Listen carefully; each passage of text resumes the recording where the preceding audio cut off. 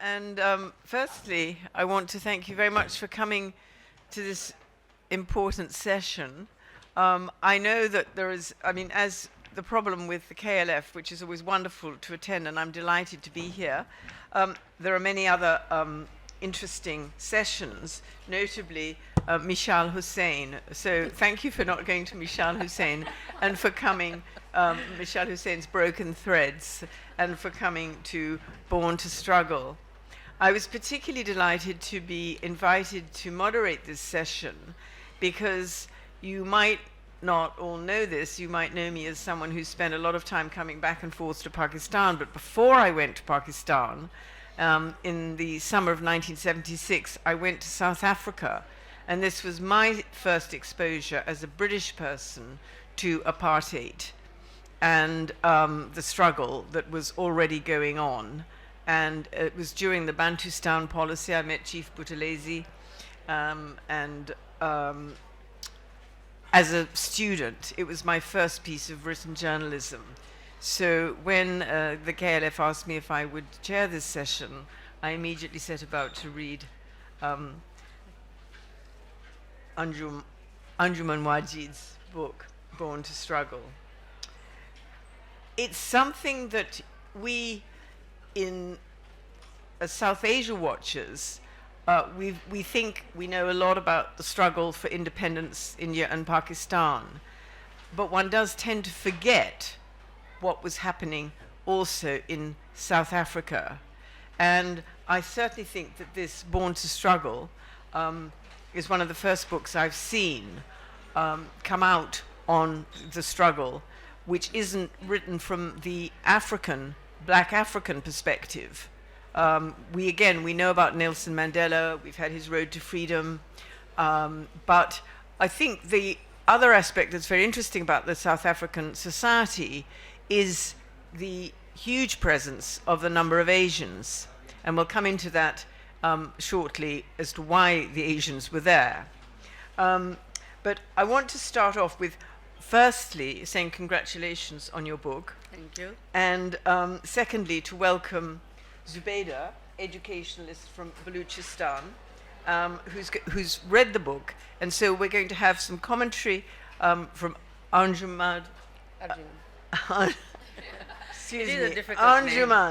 Arjumand's side, and then we're also going to have some commentary from Zobaida and hopefully some questions from the audience. Now, the thing that I want to start off with is, which for any author, why? Why did you write this book? Thank you, and thank you all for coming. Allow me to give some, can you all hear me? Yeah. Right. Allow me to give you some background. I work for the BBC World Service, Urdu Service, for 20 odd years. And I went to South Africa the first time in 1992 when Nelson Mandela was just released. Before that, non-whites could hardly go to South Africa, and actually we didn't even want to go there because white South Africa, apartheid system which is based on the racial discrimination and the racial superiority of white race. Like Hitler, by law they declared that the non-whites was inferior. And they barred most non-whites to go there, so people like myself wouldn't even want to go there. However, when Nelson Mandela was released, the ANC, his party, was unbanned, and then the country opened to the whole world, and we all went. I went there from the BBC to spend 4 months there to basically study the system of apartheid, how it was being dismantled, how the country was achieving changes of law and freedom and so on. And particularly to look at the role of the Indian South Africans, which was hugely important. Although in population, they were not that many, proportionately, their population was quite small, but their role in South African liberation movement was way, way beyond their numbers. Especially some of the closest friends of Nelson Mandela were of Indian origin. And I say Indian, not Pakistani or anything, but don't forget this was 1800 something. There was no Pakistan or Bangladesh. It was all joint India. So Can I just stop you there? Just let's have a little background on Yeah.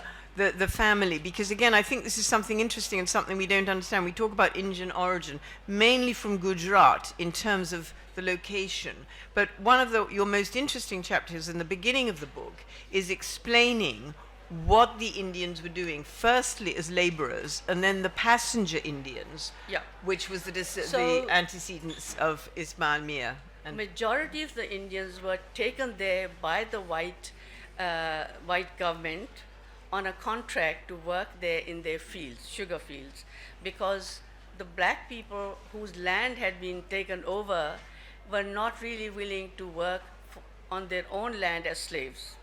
And because India was also under British Raj, and South Africa was another different side of British Raj there, so the two white governments agreed that okay, you can have some laborers from India, cheap, and they are hardworking. So the majority of them were brought on ships to work on fields. However, small number of Indians and very large number of them were Muslims from Gujarat, went there as traders because they found out that there are Indians living there whose needs are not being met, masalas and rice and this and that. So they went there as traders, and Fatima Mir's grandfather's older brother was the first Mir to arrive there as a small trader. in the 1880s, In wasn't it? late 1898. So that's how they arrived there, and the rest, quite a sizable Muslim Gujaratis, were all traders.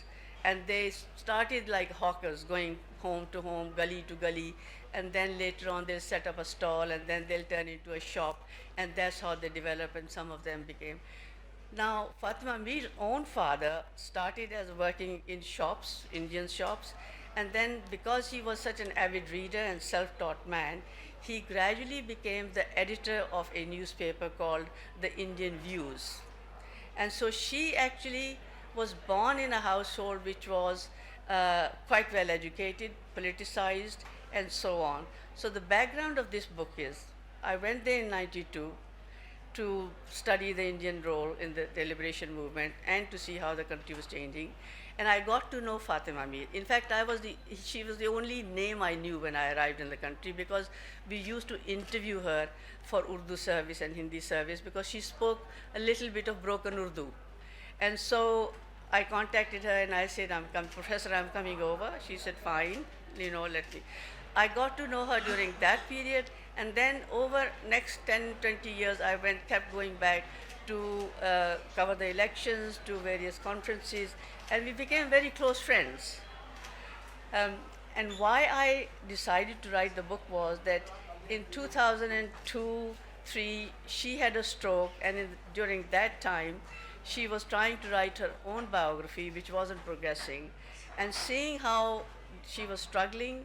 And once I was staying with her, and I went to say goodbye, and I saw her in a very passive mood. And I said to her, what's wrong? And she said, oh, this book is not going anywhere. And she was diabetic, so her eyesight was affected. And because of the result of the stroke, she could not write. So I said, just on the spur of the moment, Ben, Gujaratis called their older sisters Ben.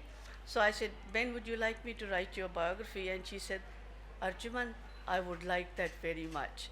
And that really, I hadn't put a lot of thought into what is involved in writing a book.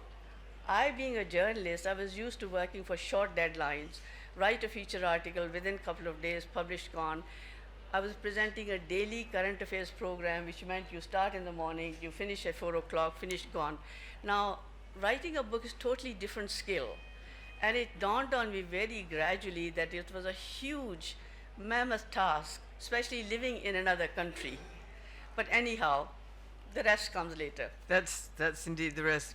I'm going to turn to Zobaida now, because Zobaida, the book must surely have resonated for you. This is a woman who's involved in a political male world, and in your own way, you've also been a pioneer. So from that point of view, it resonated. And you've got a couple of passages I understand you want to read for us. So let's hear them. Thank you. Thank you so much. And I think it's an honor to be speaking about another, icon, I would say. Whether it was the movement in South Africa, the anti-apartheid movement, and otherwise also as a woman. It resonates a lot, myself coming from one of the remotest parts of Balochistan, right on the Iranian border. But the journey that she's gone through, whether Fatma Mir, as a woman, as a mother, as a wife, and children, and then also being very much an active politician in the sense, right from the grassroots in a movement that maybe in those days and times was unheard of for women, Asian women, except for naturally we have Indira Gandhi, and then we have Benazir Bhutto also, they own. But for me, I would like to read one or two of the excerpts where I feel that, the kind of sacrifices a woman makes as a woman, just to balance that life out, between politics, between home, and the major responsibilities that fall on a woman compared to to a man, and how she tries to, sort of balance it all out. So I'd like to just read out a few Yes, lines. please do. Yeah. And I think we should also make the point that we all now know the outcome, but at Yeah. the time of the struggle, the outcome was not a foregone conclusion. And I think Yeah. this is another point to make about the South African struggle. We didn't know what would happen. Yeah, exactly. So this is the time when her husband, sort of is under trial, Ismail Mir, in Johannesburg, and they are, separated, and the letters that she writes to him, which are naturally really, I would say, personal, but otherwise what she went through as a woman. She's written in one of her letters, she reflects, we grow old with our idealism, which remains refracted. We tend to feel shy of talking about our ideals, yet our ideals are central to our lives. We feel strongly that this land should reflect beauty and plenty, and all her people share equally in it. Can we contribute to making this a reality? We believe we can, and so we go on. This is our mission, and it is what holds us in good stead. Our strength is this mission, and it is a strength that we leave for our children. Now, as a woman, you see, you envision a beautifuler world, a more world which is, empowering, which is equal, which is sort of a tolerant society, a world where you would like to have your children to have a happier life as they grow and the next generations. But I also want to reflect or read the other a few lines more on her need for Ismail's approval, as the author writes, and anxiety over his displeasure at her shortcomings did not entirely disappear during this time. On one occasion she wrote, now this is a relationship between a husband and a wife, Ismail, let us love each other beautifully and purely for ourselves. Forgive me my shortcomings. Ismail, I shall improve them. Love me for myself. There is much too much conflict in our relationship. Let it not consume our love. It's too emotional, I would say, but on the other hand, this is what a woman, any woman, I could feel strongly about this, that you have your idealisms, you have your profession, you are part and parcel of a bigger, change in life, and then you have to balance your home also, and live with the person that you love and you would never want to be separated from. So that's something I felt, that we should also recognize in addition to the political part of it. Well, Yes, I think so. And I mean, they're both very beautiful passages. Yeah. And in a way, this brings us to, we'll get back onto her actual political struggle, because Ismail, her husband, who she married in 1951, I think I'm right. So she was married for almost 50 years before he died in 2000. But you're absolutely right, Zubaida, that for a woman in politics, she's got to have the home as well. For a man in politics, it's different. We know that. In this society, it's different. It's even different in the UK. It's different everywhere. And it's really two questions to you as the author. You're writing an all-round biography. You're not just writing about her political struggle. You're writing about her own struggle as a woman. How difficult was it to address that frankly? It obviously came through in your conversations with her. You've got a chapter, it's towards the end of the book, He loved me not. Life without Ishmael. And this is that period. She has 2 years before she herself has her stroke following Ishmael's death. How difficult was it to write that frankly and address that rather than just sort of pretending everything was fine as a marriage? Because it is an integral part of the political struggle that Ishmael never thinks she's doing quite as well and never kind of praises her in her own political activism.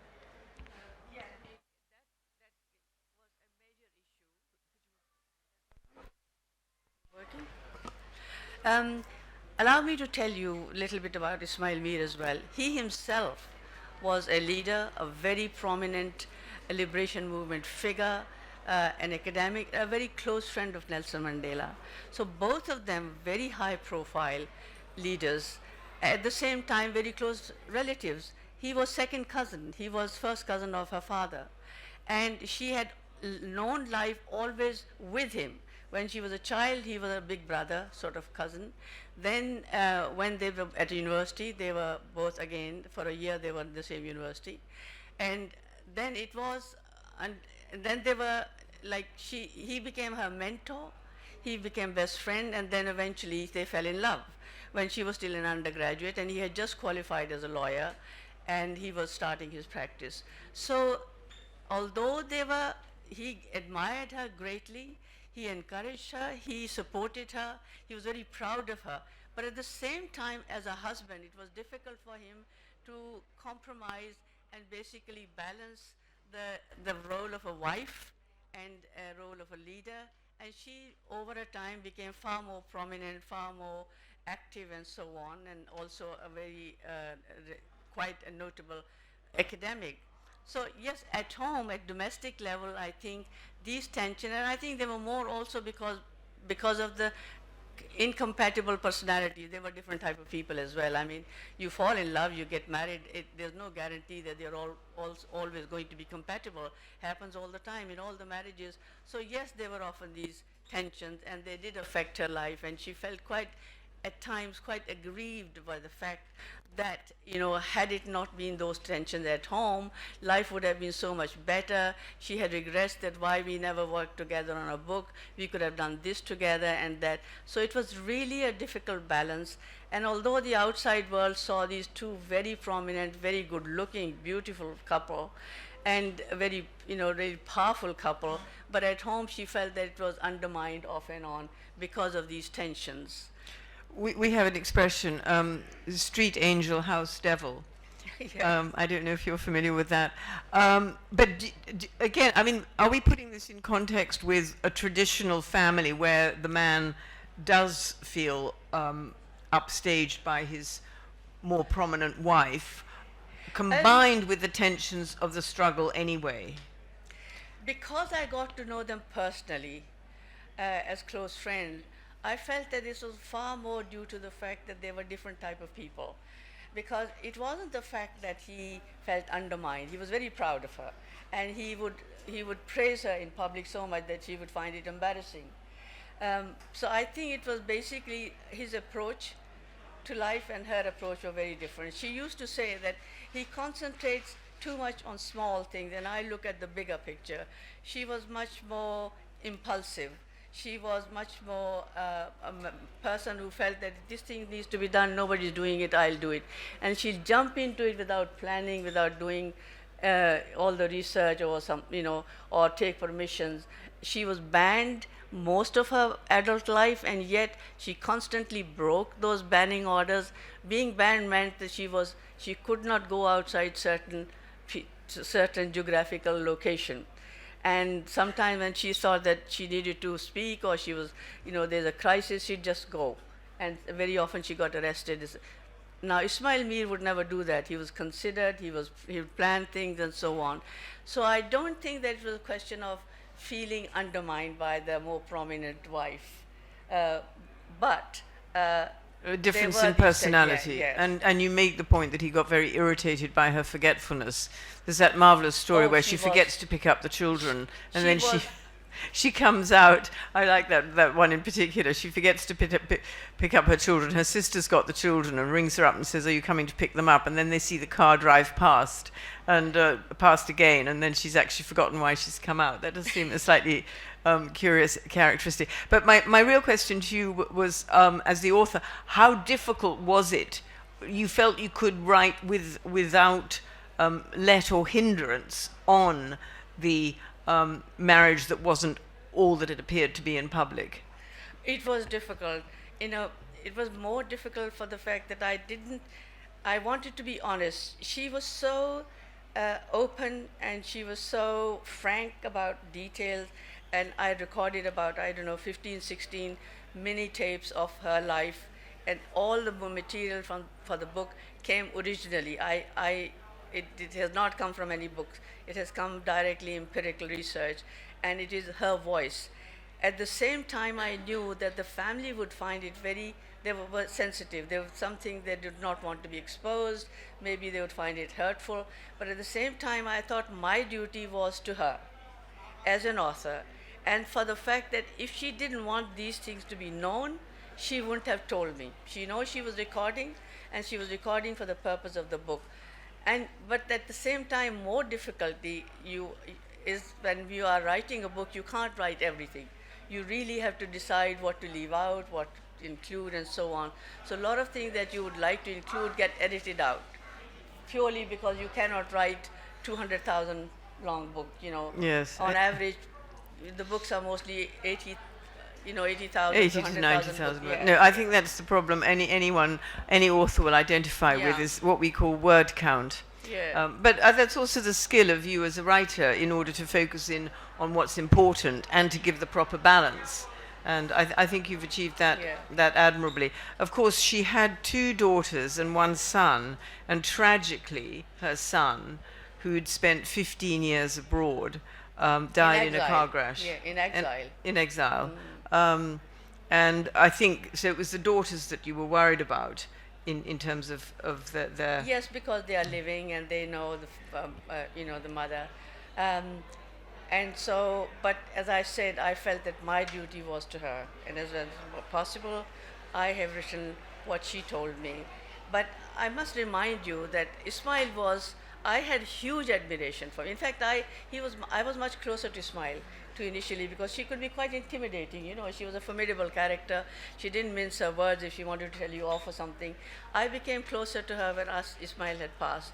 So, and Ismail was not there when she was recording, and Ismail was not there when I was writing a book. So I have to be fairly said that anything said about him is one-sided, And at the same time, they were hugely, intensely in love with each other all the way. It wasn't as if they had fallen in love. But then these tensions come and go.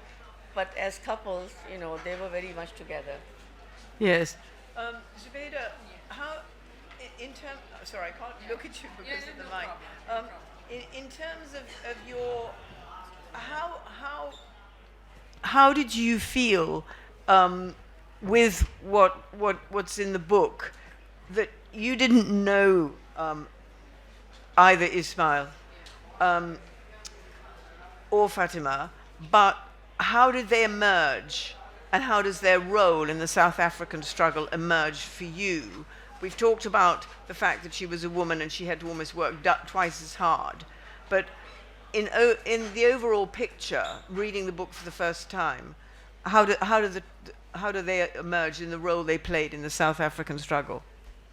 You see, normally the perception is that Indians mostly all over the world are people who are more into the business part of it, you know, wherever they go. For instance, I was born in Kuwait, and I know very well the biggest businessmen were Indians, the Mehtas, the Jashan Mals, you know, that is how it was. And that was the perception. So for reading this book, you realize that the Asians or the Indians, and especially the Muslim Indians, played a major role. And maybe the percentage, as we were discussing, within the population, they were much bigger, had a much bigger role in this whole movement. And that is what came out strikingly. I can mention a few names of, you know, those who were very close to Nelson Mandela. Naturally, Ismail Mir, the first and foremost. And then you have, I've got the page marked. Ismail Mir, the first and foremost, and then Maulvi Kachlia, and then Ahmad Katrada, and Ibrahim Ismail Ibrahim. You know, these are a few of the names which were very close to Nelson Mandela himself, and right there from the beginning, you know, initially it was the race, it was the white and the blacks, but then I think the way the Indians came into this, and specifically the Indian Muslims, and the population naturally grew from there with the Mir's background and, you know, their sort of history in South Africa. So it was a major role, and that was something I, you know, sort of found out for the first time. I'd also like to mention, you know, what Nelson Mandela, if you allow me, you know, his opinion of Fatima Mir, you know, in the struggle, and what he, you know, when he wrote the foreword to Ismail's autobiography, A Fortunate Man, he wrote the foreword that I met his future wife Fatima in Pine Town, where she lived with her parents. Fatu struck to me as a highly capable, brave, and independent person who did not hesitate to express her views, however unpopular, on a wide variety of issues. My initial impression has since been confirmed by her sterling commitment and service to our country. As long as we have persons of her caliber, South Africa will continue to shine. So that is the kind of, you know, role that the Mir and the family and the other Indians played in the movement itself. Thank you, Zobaida. I think it's very, as I say, it's very revelatory because, you know, the shorthand history is always that it was the blacks struggling, and we don't hear much about the Asians. Let's move on and talk about her achievements in terms of, you know, the citizens, the community. She was a bit of a force of nature there in terms of, as you rightly said, she would go out, even if she was under a ban, she would go out. There was the issue where the water shortage, that she would, you know, make sure to protest. She was always on the streets protesting, and that of itself set an example for other women. The volume of work she did was absolutely enormous. She became an activist because she was growing up in a household which was highly politicized. Her chacha, her uncle, her father's younger brother, was already a prominent leader of the Natal Indian Congress. And I must tell you here an interesting anecdote that Indians started struggling against apartheid long before the blacks did. Basically because Indians were better placed, they were slightly better, well-off community. And Gandhi arrived in late 18th century, and he saw what was happening and how their human rights were being violated. He organized them, and so the Indians, including Muslim, Hindus, and everyone, started their struggle and started the campaign against the apartheid laws and formed their political party called Natal Indian Congress long before the ANC, the African National Congress, was organized.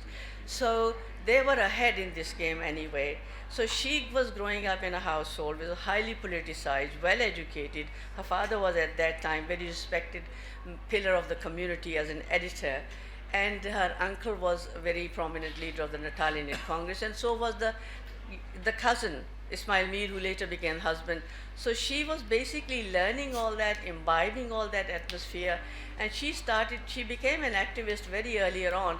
First of all, when she was only about 14, she set up literacy classes in her father's garage. Then she was still, and then in 1944 or something, then Bengal famine became a big news, and she heard it from her older brother, who was at the time studying in India. And she started raising funds for Bengal famine victims, went around the shops, Indian shops, and she also organized some of her friends. So then later on, she was still an undergraduate when a huge big riot erupted in Durban, which was known as the Cato Manor riots, which was basically black violence against Indians, because there was some rumor that an Indian shopkeeper mistreated a black young boy, and so the black community from the surrounding areas and the townships basically attacked Indian homes and shops, and it went over a long period. And during that time, she was still an undergraduate. She organized, along with some women from the African National Congress League, Women's League, and they got together. They set up basically nurseries for black children, milk provisions, and so on, and also those people who had been internally displaced as a result of the riots. So she was still like 20, maybe 18 and 19-year-old. Then she went on from this group. She went on to organize, along with some women from the African National Congress League, called Durban and District Women's Association. Then much later, another few years, she organized basically she was a founder member of the South African Women's Federation. And a few years later, she was the founder member, in fact, the main instigator of organizing the Black Women's Federation, along with Winnie Mandela. So all her life, at every stage, she was a social reformist. And I would say, if I wanted to describe her in one sentence, I would say she was the social justice activist and a freedom fighter in true sense. She never gave up. She was never intimidated. In her own life, she was shot at. You know, they were attacked by and imprisoned. Yep. And her house was set on fire at one time. Fire bombs. And all this time, she was really never intimidated, even though some people would advise her to say, "Look, calm down," or need to be more careful. Particularly Ismail Mir would often say that you are inviting dangers. But she had this burning desire to fight the injustice. And I must say, she was very courageous. Indeed. And I think for the general public, one aspect which does come out in the book is the friendship, not only with Nelson Mandela, but with Winnie Mandela. Yes. Which I think is of great interest. Again, you don't necessarily, you've just read that marvelous quotation, Zobaida. But you don't normally think of the communities interacting in the way that they did, but especially at that very high level. Yes. Now, the friendship began through Ismail Mir. Ismail Mir and Nelson Mandela were classmates in Witwatersrand University. They were both studying law. And she got to know him then because she was also there as a student for 1 year. She got introduced. Then, of course, Nelson Mandela was coming to Durban because he was based in Johannesburg. And when the two political parties, ANC and Natal Indian Congress, or different branches of Indian Congress, started working together, then they would often come to Durban, and they would very often stay there. And so when Ismail Mir and Fatma got married, these ANC leaders coming from other cities like Johannesburg and Natal's different areas of Natal, they would often come and stay with Mir family, partly because of the need. There were no hotels, and these people couldn't even afford it, and most hotels wouldn't take black people. So they had to accommodate each other. So this friendship grew over a period. Then when Nelson Mandela was imprisoned and sent to to Robben Island. Robben Island, yes. And Winnie was a very young, newly married woman. You know, she was much younger than Nelson, and also she was her background was not political at all, and she found herself in the middle of this crisis that intelligence and the police are always chasing her, making life difficult, no job, no money, no one to support, and two young children living in Soweto, which was well known, very poor area and township allocated by the whites for blacks. And Fatima Mir was one of the few people who immediately came forward and realized that this woman, along with many other what they call the prison widows, needed help. And so she supported her financially, she supported her psychologically, and also like big sister advised her. Sometimes, you know, Winnie would say things on television or in front of the media, which Fatima said he thought they were irresponsible or not very well informed. She'll ring her up and say, "What was that stupid thing you said, Winnie?" And so she did not mince a word. But this relationship grew with time, and Winnie herself grew as a leader and became a leader in her own right. And they became close colleagues and close allies and went on to do a lot of projects together, like the Black Women's Federation that they organized together. Yes, but of course then when Winnie and Nelson split up, the relationship changed, and you've got another chapter where, you know, he doesn't write to me anymore. She lost, eventually I mean, the relationship sort of served a purpose at a very important time, but when he was when he basically retired, yes, and went to live with Gracia Machel. Now, a little bit of background of the split of Nelson and Winnie. And as I said, she was newly married. He went to prison for the next 27 years. So they hardly knew each other. And it is well known, not very well written, that she had many affairs. And when he was released, she was in the middle of quite a strong relationship with a young black lawyer. It was an open secret. Then the media got wind of it and they found some letters, and this basically split open, and it was hugely scandalous and very, very, very hurtful for Nelson. Nelson knew about this. Nelson had been informed by his colleagues what was going on outside, also about Winnie's activities, and he said that, "Look, I never expected her to be an angel. She's a young woman, but everything will be all right when I come back." And when he was released, everything wasn't that all right, because she still carried on with her relationship.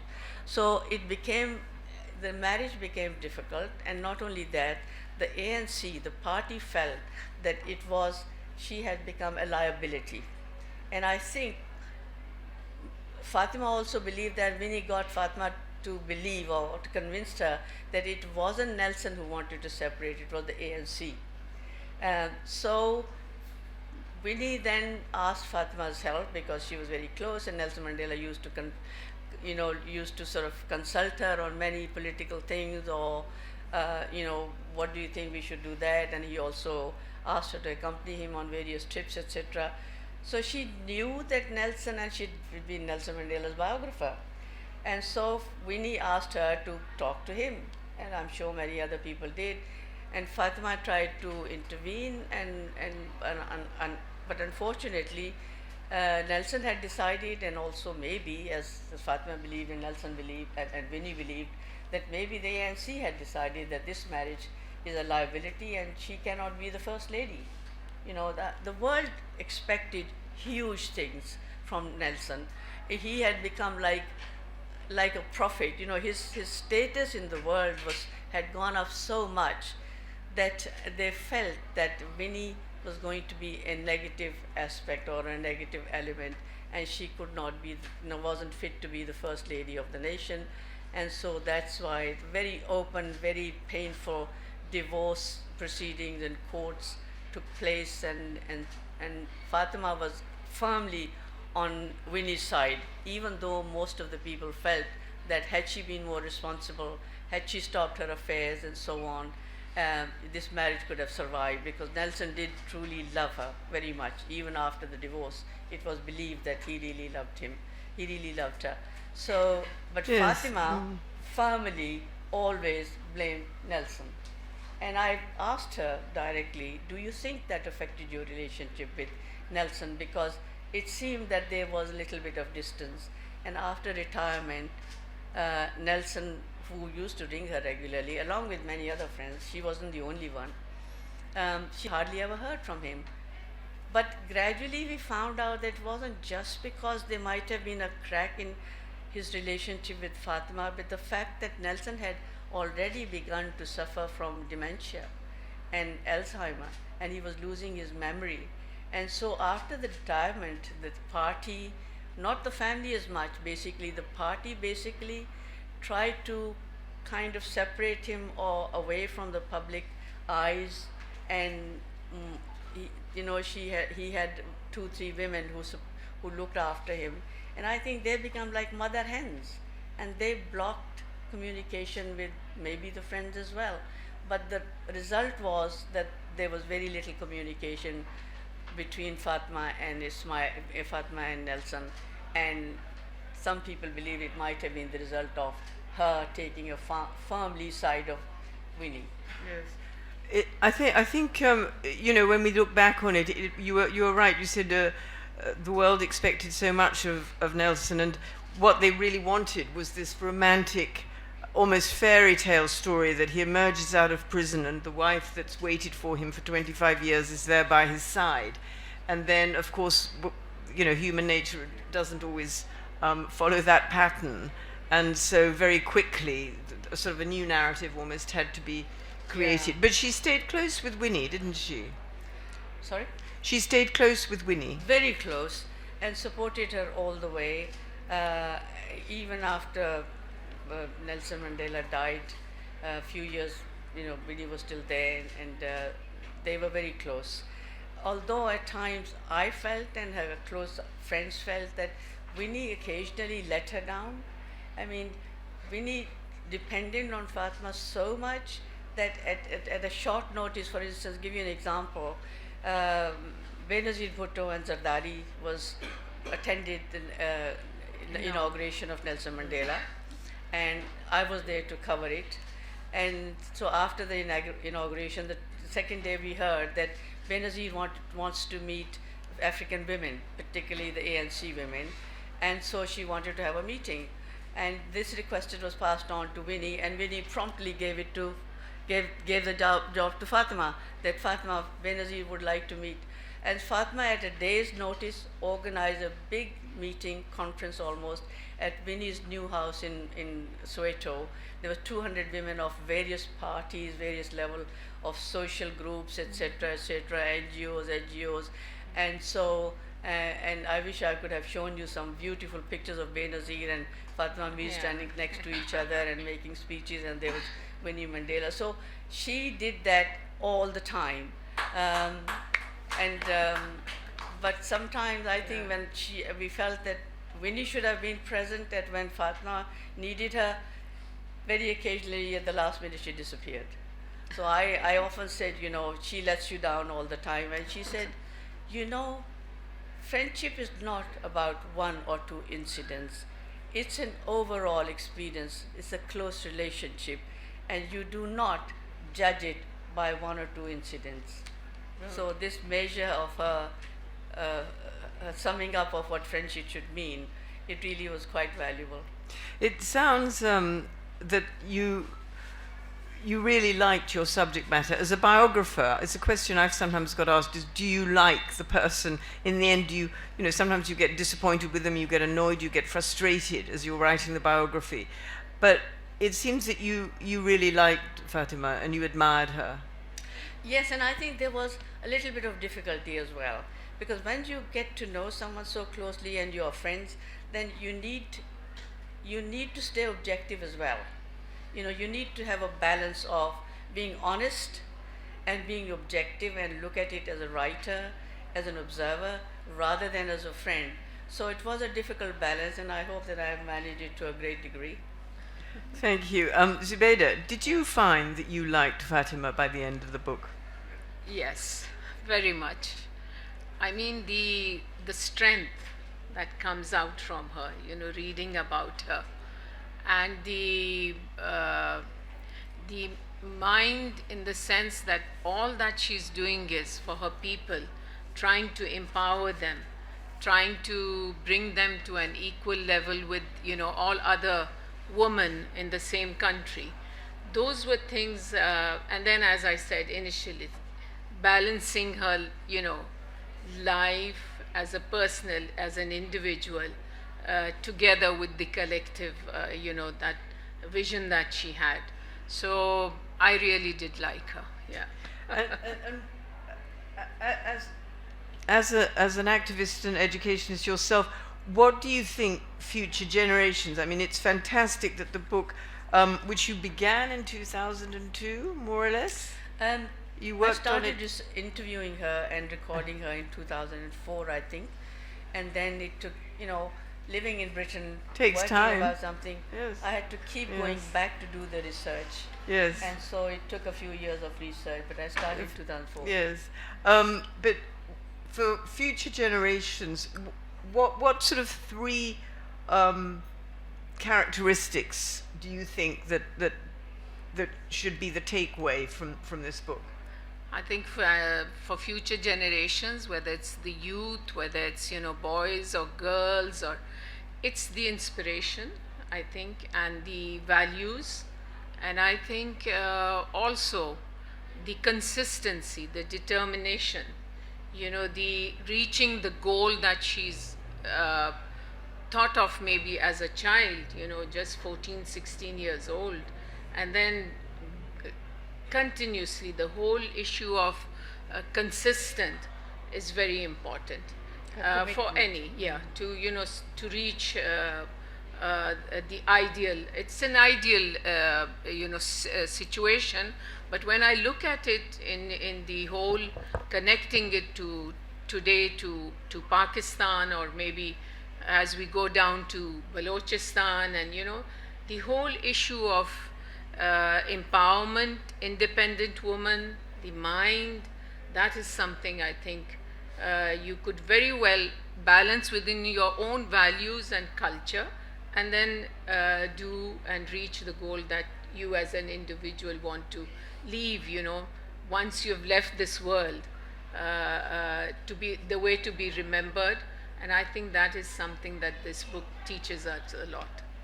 Yes, I like to think of her standing shoulder to shoulder with Benazir Bhutto, and of course Benazir Bhutto's own interests in women's rights. Is there something that you felt disappointed about in terms of when you finished the book? I mean, yes, there's always more you can put in, but did you have any regrets or aspects that you would have liked to have included? I think in the end is the fact that, you know, you're writing about a very long and very full and very fulfilled life, and you have condensed it in 80,000 or whatever words. When I finished, I think it was like 105, 6,000 words, and the editors had to bring it down. So much is taken out, and you think, oh, that was so important, and I wish that hadn't been done. So I don't think that there was a particular aspect that I would have, you know, included, and it was left out, was the fact that there were a lot of interesting things that had to be edited out because of the practical things. But I just want to mention one thing that I think you'd all find it very interesting, that this was an Indian community. They had no association with Pakistan, and Pakistan was like, you know, came into being in 25, 26 years later. So Indian community were very loyal and very closely connected to India and Gandhi and so on. However, her father was actually very pro-Pakistan, and he actually supported the movement for the creation of Pakistan, and he supported Qaid-e-Azam.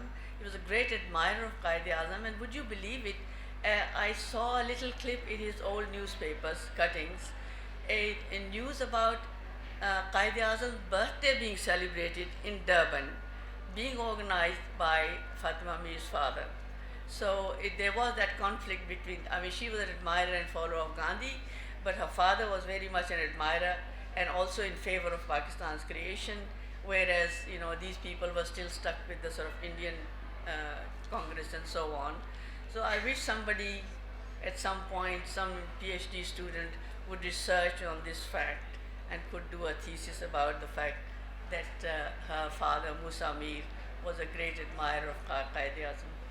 Well, I mean, that's one of the most interesting aspects of historical research, and it's something I've also learned, that one should never say never. A book is never really complete. There's always something that can be added to, or another article written. We have a little time left. I've had one time sign, and I'm sure we have a couple of questions. The gentleman at the back, I'll go to first. Thank you. They need a mic. Yes. Have we got a mic? Yeah. Yeah.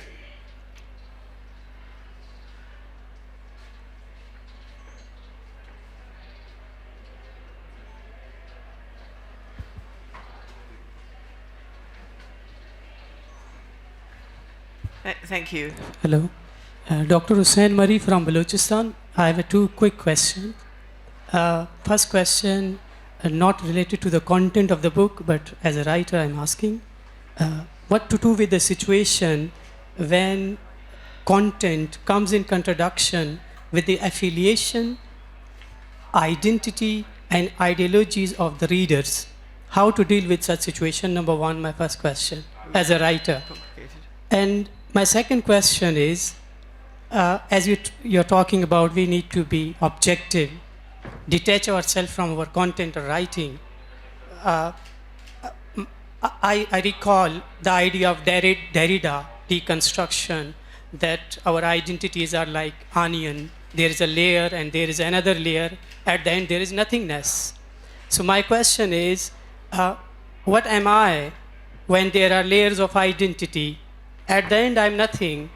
For example, I'm an Asian, then I'm from Pakistan, then I'm from Balochistan, then I'm within Balochistan, I have certain other tribes, and then I have my religious affiliation, then I have my sectarian affiliation.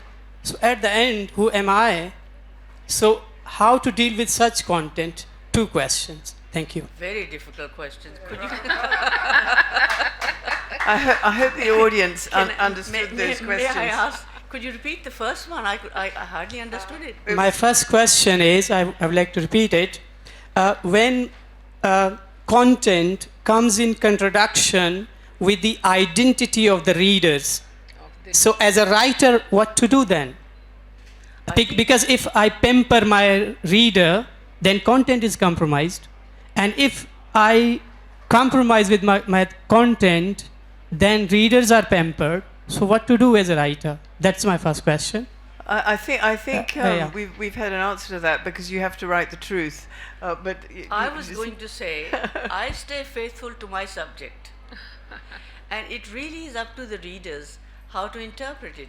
My duty is to tell you the truth, what I found out, as from research, not only talking to her, but people around her, her relatives, her friends, her critics, her students. You know, her students included Black Consciousness Movement and Steve Biko.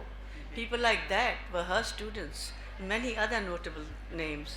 And so I researched, and Nelson Mandela's daughter, who at one time lived with her, and she supported her to study there at the Natal University. So I interviewed all these people, and then whatever the personality emerged, that is what helped me to stay more objective and find out different aspects of her personalities. And that's where my objectivity and my research comes into it. And as far as the reader is concerned, it is reader's, interpretation. Anybody, whether it's a film, whether it's a poem, whether it's a book, it isn't always, the readers do not see or interpret always what the writer meant. I remember talking to, and I was fortunate enough once to interview Faisal. He was in London and we were celebrating his birthday. And I had the lovely duty of receiving him and taking him to the conference room, etc., etc. And I said to him, and there were lots and lots of guests from all over the world talking about him and his work. And there he sat listening to all of them. And I said to him that, what do you think, all these people interpreting your poetry in all sorts of ways? Do you agree? What do you think of that?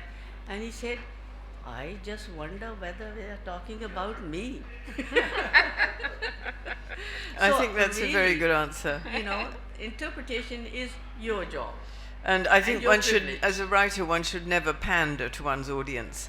And about being an onion and nothing left, I think that's a very complicated, esoteric Yeah, question. that's a bit philosophical, if it is It's possible a little to answer. philosophical. We have a little more time. Yeah. Okay. No issue. Can we dwell on that and come up with something? I'd like to ask Arjumand's daughter, Sara. She has a comment or a question. Thanks. I think somebody was asking where you can get the book, and you can get the Oh, I book was at the going to bookshop announce that, here, yeah, but yeah. I'll leave that to you. Yeah. My question is about contemporary Pakistani attitudes to black Africans could be more progressive than they are. What example do you want, well, what lesson do you want contemporary Pakistani readers to take from the solidarity between Muslim Indians and black Africans that Fatima and Ismail personified? What lesson do you want contemporary Pakistanis today to take from that solidarity with black African struggle? I think, let me turn the question around, or the answer around. Or just answer it. Yeah, that solidarity, I think there's not enough understanding in Pakistan of Africa on the whole and specific countries. How many people even knew how many countries or where South Africa geographically is based? South Africa's name is South, suggests it's at the south of Africa, but how many people actually know here, I don't know. So I think there's not enough information and awareness. But in solidarity, if you go there in the country, you realize that Indians, Muslims, Africans, they are all consider themselves first of all South Africans, and there is no racial there are always prejudices and tensions and so on, but on the whole they are South Africans. And even Fatima Mir considered herself first South African Muslim, and then her Indian heritage was important to her. So I think that awareness is lacking here, but we need to remember that.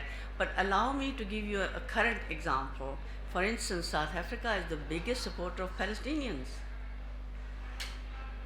Yes. So you see the religious differences or ethnic, it doesn't matter, at human level. That was my question. Thank you The so reason much. for supporting Gaza, Palestinians, was Exactly. because of the Muslim support for. No, I think Yes. it's more their experience of human rights and being oppressed and living under apartheid system, which very much Zionist Israel is. It's an apartheid government. It's based on racial discrimination. And by law in Israeli constitution, Palestinians do not have the same rights and they are not equal citizens. And so South African Nelson Mandela was the biggest supporter of Yasser Arafat and Palestine, and he said that we are not free until Palestine is free. And his nation and the following government, but more than that, the people have taken it to their heart. Thank and there you. is no national or racial or religious difference has come in between.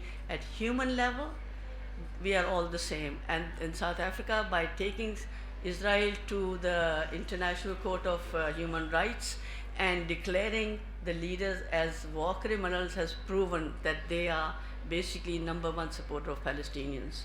So I Thank would you. say, that comparison, if you take it back to the Indians and blacks in the Muslims Middle East. I think play- sorry, we've got to stop. You can have a quick chat afterwards during book signing, but I'm going to thank Arjumand Wajid and Zobaida Jalal very much indeed for this interesting panel. Thank you all. The book, Born to Struggle, A Biography of Fatima Mir, is available in the bookshop, and Arjumand is very happy to sign books, and I'm sure have a little more chat and explain about being an onion or not being an onion. And I think the last questions have answered why it's really important for us, because Yeah. we are all connected, and I think that's the best message that we can have out of this session. Thank you so much for coming. And thank you, Victoria. Thank you for being with us. Din